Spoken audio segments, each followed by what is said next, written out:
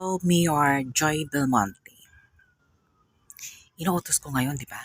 Call to Barangay Bahay Toro, Quezon City Road 20 Project 8 na dakipin ako dito sa Quezon City.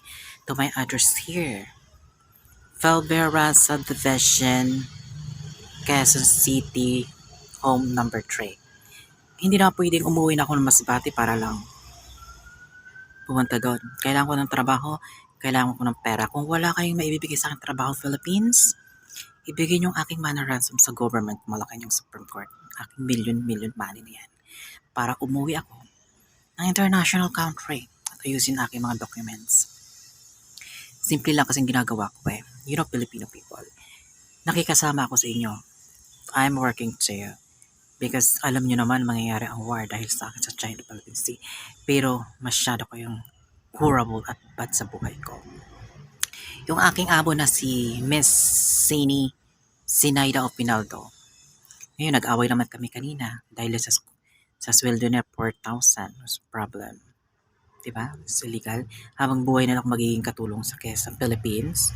Samantala, ako ang hero dito. Akong hero dito sa world na to. Who you are. Kaya ikaw, Mayor Joy. Bilis-bilisan mo. Kailangan ko na right now dahil 2 days lang ako dito or 3 days lang ako dito sa trabaho. At doon ako pupunta sa barangay.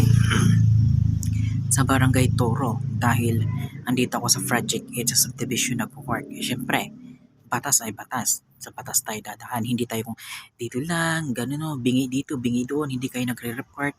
Kahit masasama yung mga katulong nyo, masasama amo nyo, hindi kayo nagre-report eh. At tinatago nyo, kaya sinasamantala kayo ng mga tao na kinasasakupan nyo. Kaya ngayon, gusto ko mangyari yan. Bilisan nyo. Andyan lang sa Shorthorn, malapit sa BPI ang Bahay Toro Barangay. Napakalapit.